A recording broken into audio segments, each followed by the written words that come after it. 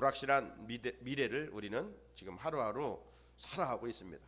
살얼음판 같은 그런 나날들을 지내고 있습니다.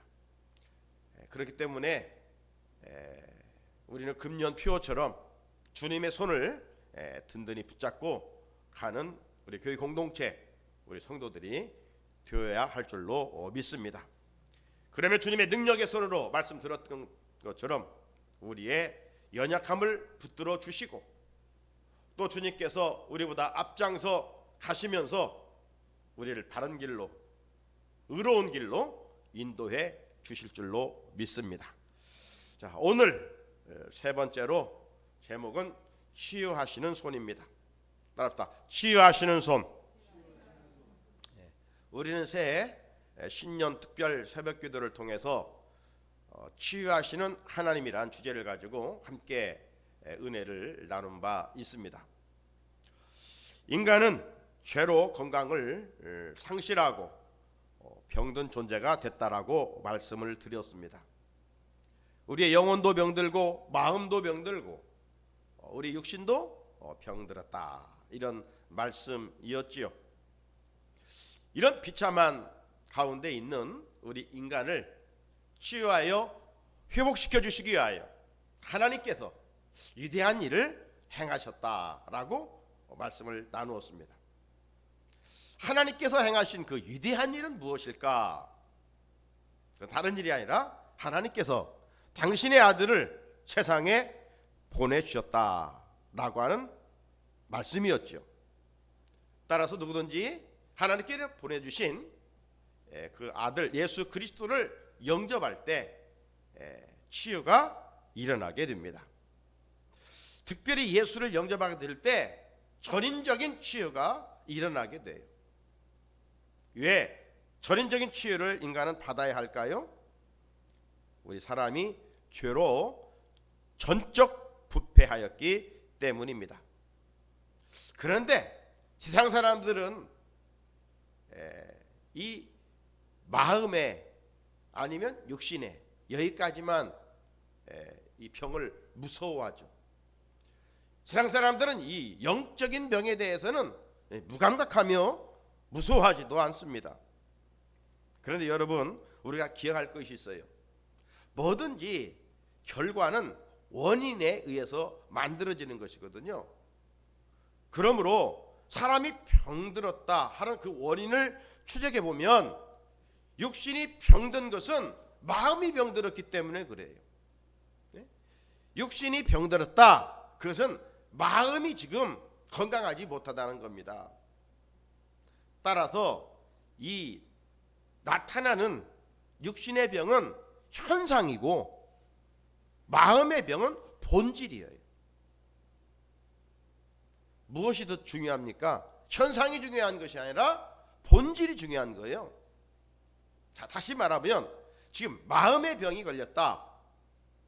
그러면 이 마음의 병은 영혼이 병들었기 때문에 마음의 병이 들은 거예요. 따라서 마음의 병은 나타나는 현상이고 본질은 영혼이 병들었기 때문에 그런 거예요.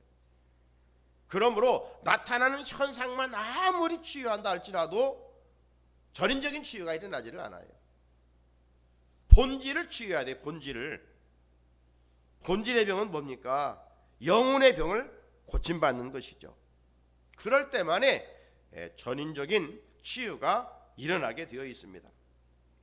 따라서 하나님은 요한삼서 1장 2절에서 이렇게 말씀하지 않으셨습니까? 사랑하는 자여, 내 영혼이 잘뛴 같이 네가 범사에 잘뛰고 강건하기를 간구하노라. 여기에 하나님이 세워놓으신 원칙이 있음을 우리가 기억해야 됩니다. 사랑하는 성도님 여러분, 하나님은 어제나 오늘이나 동일하시기에 우리를 치유해 주시기를 기뻐하십니다. 치유받기 위해서는 우리가 하나님이 정해놓으신 이 법칙을 따라 살아야 합니다. 그 원칙은 먼저 내 영혼이 건강해야 범사가 잘 뛰고 강건케 된다는 사실이에요. 그렇다면 어떤 사람이 주님의 능하신 손으로 전인적인 치유를 경험할 수 있을까요? 오늘 본문을 통해서 그 내용을 한번 살펴보고자 합니다. 예수님의 공생의 사역의 주 무대는 갈릴리였습니다. 북쪽 갈릴리에서 예수님의 12제자 중에 가룟 유다를 제외한 11제자를 선택하셨어요. 그리고 안식일이면 회당에 들어가셔서 하나님의 말씀을 가르치셨습니다. 그리고 특별히 이 마가는 예수님의 치유 사역에 대해서 액센트를 주어서 강조하고 있음을 볼 수가 있어요. 오늘 우리가 마가복음 1장을 읽었는데 1장 내용을 살펴보면 마가는 예수님의 치유 사역을 계속 열거하고 있어요. 1장 23절에서 예수님은 회당에 들어가셔서 더러운 귀신을 고쳤다는 말씀이 있고요. 30절에서는 예수님이 회당에서 나와 시몬의 집, 즉 베드로의 장모의 집에 들어가셔서 베드로의 장모의 열병을 고쳐주셨다는 이야기가 있습니다. 자, 예수님께서 이 사람 저 사람 병을 고치니까 이 소문이 이 갈릴리 전역에 전파되었던 것이죠. 그래서 갈릴리 많은 사람들이, 각종 병든 자들이 예수님을 찾아오게 됐어요. 33절을 보면 온 동네가 그분 앞에 모였더라.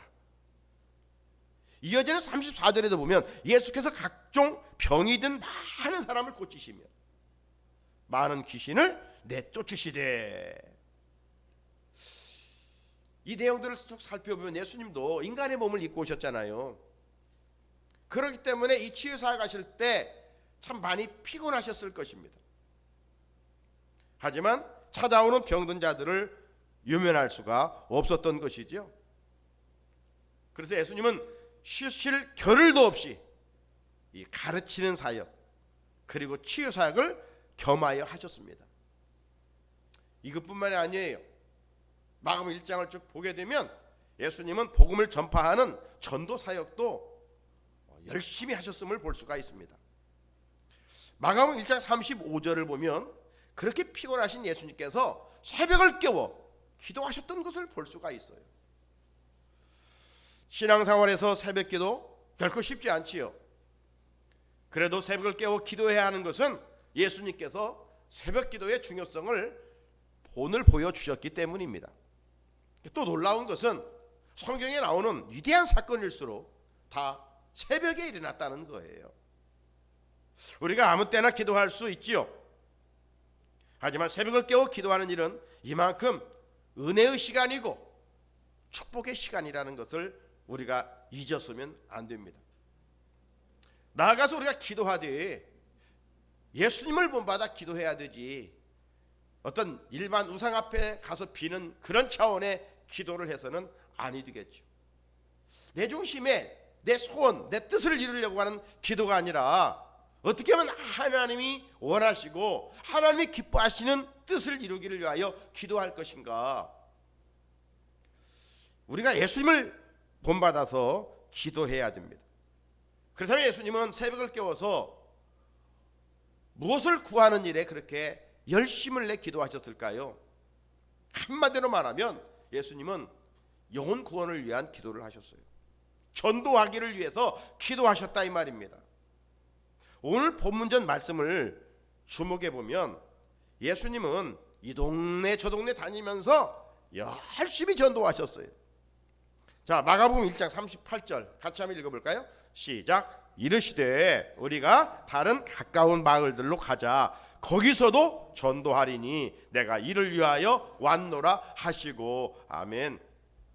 자, 이 말씀에서 우리가 다른 마을로, 다른 가까운 마을로 가서 전도하자 하는 것은 지금 머무신 곳에서도 전도하셨다는 것이죠.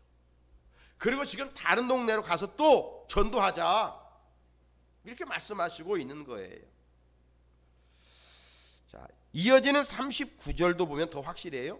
이에 온 갈릴리에 다니시며 그들의 여러 회당에서 전도하시고 또 귀신들을 내쫓으시더라. 왜 이렇게 예수님은 동분서주하시면서 피곤한 몸이었지만 그렇게 전도하는 일에 열정을 가지셨는가? 그것은 다른 게 아니라 예수님이 이 세상에 오신 목적이 죽어가는 영혼을 살리기 위하여, 전도하시기 위하여 오셨기 때문입니다.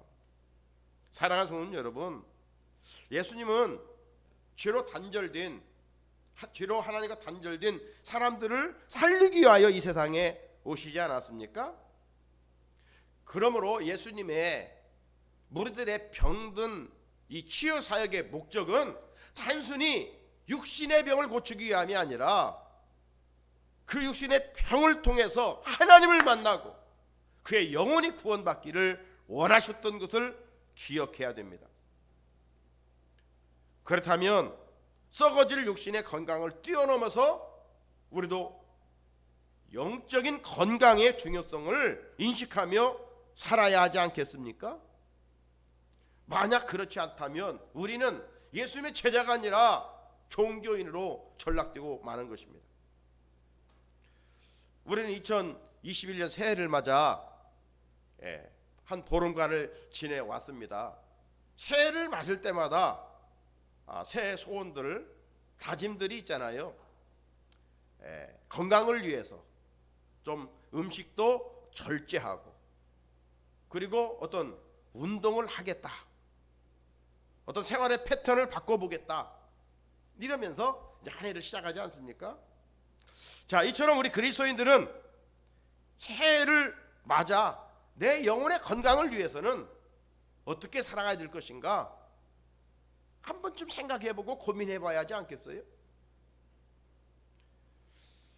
매주 강조하고 있는 것처럼, 오늘 또 강조한 것처럼 경건 생활에 힘써야 됩니다. 말씀과 기도 생활은 영적 자양분을 섭취하는 통로이기 때문에 그렇습니다. 그리고 먹고 운동하여 건강을 지켜가는 것처럼 우리도 하나님의 말씀과 기도의 경건 훈련을 통해서 영양분을 섭취했으면 이제 또 신령한 운동, 섬김과 전도하는 일에 힘써야 됩니다. 그럴 때 내 영혼이 잘 뛰고 범사가 잘 뛰고 강건의 은혜를 입을 수가 있습니다. 자, 이로써 어디에 있든지 우리가 그리스도인답게 살아갈 수 있기를 주님의 이름으로 축복합니다. 자, 이어지는 오늘 본문 말씀도 예수님의 치유 사역의 말씀이죠. 어떤 치유 사역입니까? 자, 예수님께서 당신의 손을 내밀어서 나병 환자를 깨끗하게 고쳐주신 사건입니다. 자, 그렇다면 나병 환자가 어떤 치유의 은혜를 입었는지, 어떻게 치유의 은혜를 입었는지 그 과정을 살펴보고자 합니다. 자, 나병 환자가 치유받은 과정은 첫째, 예수님께 나왔습니다. 예수님께 나왔어요. 여러분, 병을 고침받으려면 병원의 의사에게 찾아가야 되죠. 병이 걸렸는데 고통 중에 앉아 병을 고쳐야 되겠는데 라고 생각만 하고 있으면 고침받을 수가 없지요. 자, 오늘 본문에 이 나병 환자가 나오는데, 나병 환자가 예수님의 치유 사역의 소문을 듣고 집에 앉아만 있었다면 결코 치유 사역은 일어나지 않았을 것입니다. 하지만 여러분, 당시 나병 환자, 이 한센병, 문둥병 환자는 예수님께 사람들 앞에 나갈 수 없는 그런 부정 환자였습니다. 나갔다가는 돌에 맞아 죽습니다. 그런데 그가 용기를 내어 예수님을 찾아갔어요. 예수님 앞으로 나갔어요. 오늘 40절에 보면 한 나병 환자가 예수께 와서, 이것이 치유의 첫 단계입니다. 신년 특별 새벽 기도에 많은 인물들을 하루하루 말씀을 드렸었는데, 그때 아람 나라의 장군 나아만에 대한 이야기를 나눈 바 있습니다. 나아만은 전쟁에 능한 사람으로서 이 나아만이 왕의 총애를 입고 어떤 부와 권세를 누리며 살았다고 하지 않았습니까? 그런데 불행하게도 그가 나병에 걸리고 말았어요. 나병, 이 한센병에 걸렸는데 이 한센병은 천형이에요. 천형. 하늘이 내린 벌로서 아주 가장 비참한 병이었습니다. 그래서 나병에 걸리면 이 가족과도 함께 할 수 없잖아요. 이전에 우리나라도 나병에 걸리면, 문둥병에 걸리면 어떻게 했습니까? 저 소록도 섬에 격리시켜서 가족과 떨어져 죽을 때까지 거기에 살아야 했습니다. 자, 예수님 당시 나병에 걸리면 성 안에 같이 살 수가 없어요. 성 밖에 쫓겨나 살아야 했었어요. 만약 길을 걷다가 앞에 사람이 나오면 나는 부정하다, 나는 부정하다, 막 큰 소리쳐서 사람이 가까이 오지 못하도록 했던 것입니다. 나병은 이만큼 저주받은 병이었어요. 자, 그런데 나아만 장군이 어떻게 치유가 되었었습니까?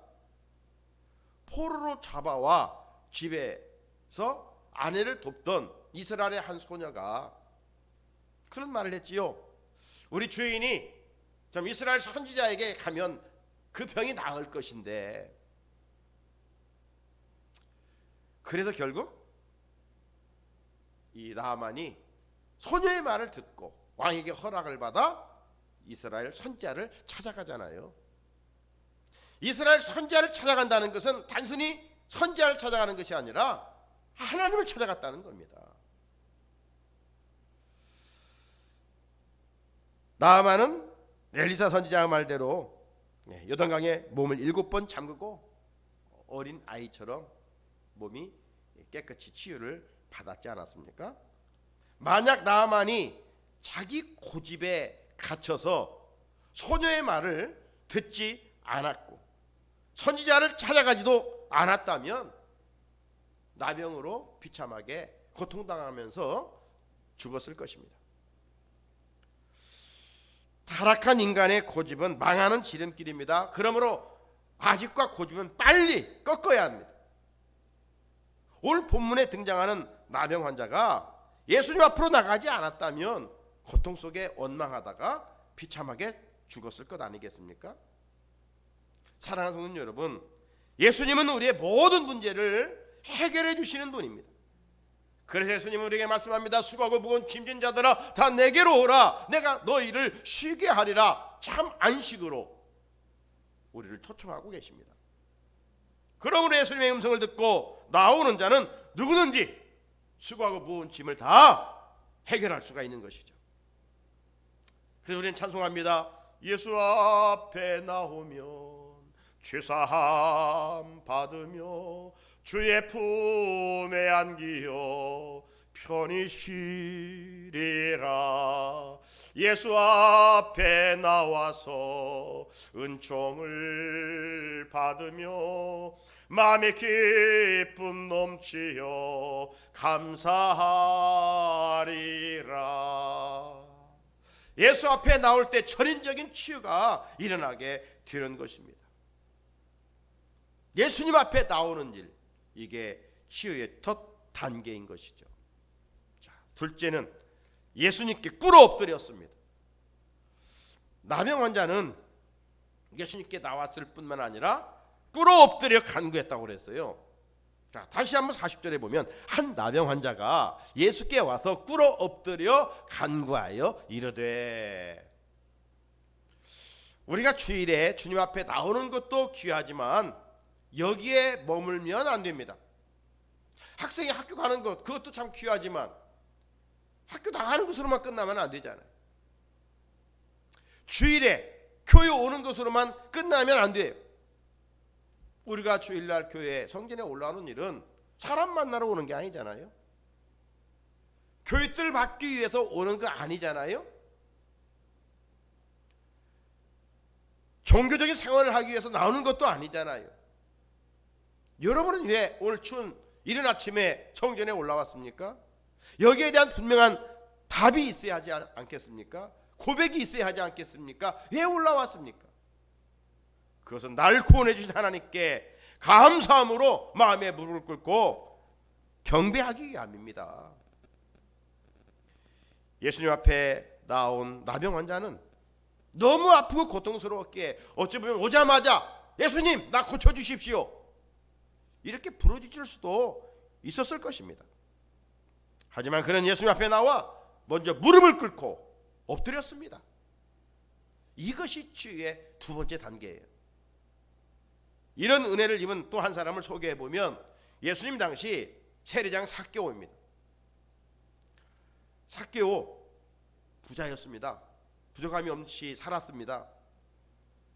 그런데 어느 날 세관에서 앉아 일을 보고 있는데 그 여리고 자기 사는 동네에 소문을 듣던 예수님이 오신다는 것입니다. 이 삭개오는 세리장입니다. 오늘날 말하면 세무서장이에요. 우리 생각에는 참 좋은 직업이지만 당시 유대 사람들은 장기와 같이 아주 좋지 않은 비난의 대상이었습니다. 왜 그렇죠? 우리가 잘 아는 것처럼 세리는 로마의 앞잡이였습니다. 거두야 할 세금 그 이상으로 많이 세금을 거뒀어요. 동족의 피를 빨아먹는 거머리와 같은 존재였기 때문입니다. 따라서 삭개오는 동족들이 많이 모인 곳을 가기를 꺼려했던 사람입니다. 만약 잘못하면 거기에 이 세리들을 아주 싫어했던 이 열심당원들, 세롯당원들은 항상 품에 칼을 차고 다녔어요. 그래서 이 로마의 앞잡이 세리들을 칼로 죽이는 일도 서슴지 않았기 때문입니다. 자, 이런 상황 속에서 삭개오는 예수님을 보기 위해 찾아 나섭니다. 근데 여러분, 삭개오는 세무서장이니까 뭐 돈도 있고 지금 권력도 있어요. 부족함이 없이 지금 살 수 있는 사람이에요. 그런데 왜 그가 예수님을 이토록 뵙고 싶었을까요? 우리가 세상에서 물질을 가져보고 권세를 가져보면 만족할 것 같지만 그렇지 않기 때문입니다. 예수님이 없는 삶은 아무리 세상적으로 많은 것을 가졌지라도 그 영혼이 진공 상태에 있기 때문에 허무할 수밖에 없는 거예요. 그래서 우리는 영적 존재인 거예요. 그거로만 지은 존재라면 우리는 동물처럼 먹고 배부르면 되는 거예요. 그런 인간이 먹고 배부른다고 만족할 수 있습니까? 정신적으로 사랑도 입어야 되고 영적으로도 하나님의 은혜를 입어야 살아갈 수 있는 거예요. 그러니 많은 것을 가지고 권세를 누려봤지만 공허했던 거예요, 삭개오가. 그래서 조심스럽게 예수님을 뵈러 갔습니다. 나가봤지만 듣던 대로 소문대로 인산인해예요. 예수님 가까이 접근할 수가 없어요. 날보다 키가 특별히 삭개오가 컸으면 그래도 볼 수가 있었을 텐데 성경은 강조하잖아요. 삭개오가 정말 키가 작았다고. 그런데도 삭개오는 포기하지 않았습니다. 예수님의 얼굴을 보기 위해서 어떻게 행동했습니까? 누가복음 19장 4절을 보면 앞으로 달려가서 보기 위하여 돌 무화과나무에 올라가니 이런 예수께서 그리로 지나가시게 됨이니라. 삭개오는 예수님을 보기 위하여 예수님이 가시는 방향으로 달려가서 나무 위에 올라가서 숨지고 있었던 것이죠. 여러분, 어린 아이가 나무에 올라갔다면 좀 이해가 되잖아요. 또 어른이 올라갔다, 그것도 좀 이해가 되지 않은데 지금 어떻게 보면 사회적인 신분이 있는 세리장 삭개오가 나무 위로 올라갔다? 이것은 모든 체면을 다 내려놓았다는 거예요. 이만큼 그는 예수님을 뵙고자 하는 열망이 강했어요. 삭개오의 이 자세는 오늘 본문에 나오는 나병 환자가 예수님 앞에 나와 꿇어 엎드린 것과 같은 동일한 태도예요. 이들의 공통점은 뭡니까? 간절한 마음, 사모하는 마음입니다. 우리가 주일에 주님 앞에 나올 때 이 마음이 있어야 돼요. 예수님은 처음부터 삭개오의 행동을 다 보고 계셨습니다. 마침 예수님은 삭개오에게 누가복음 19장 5절에 보면 삭개오야 속히 내려오라, 오늘 네 집에 유하여야 하겠다. 결과적으로 삭개오는 예수님을 만나 마음의 병도 영혼의 병도 온전하게 치유받게 됐던 것입니다. 사랑하는 성도 여러분, 누가 주님의 은혜를 입을 수 있습니까? 주님 앞에 간절한 마음과 사모하는 마음으로 나오는 자입니다.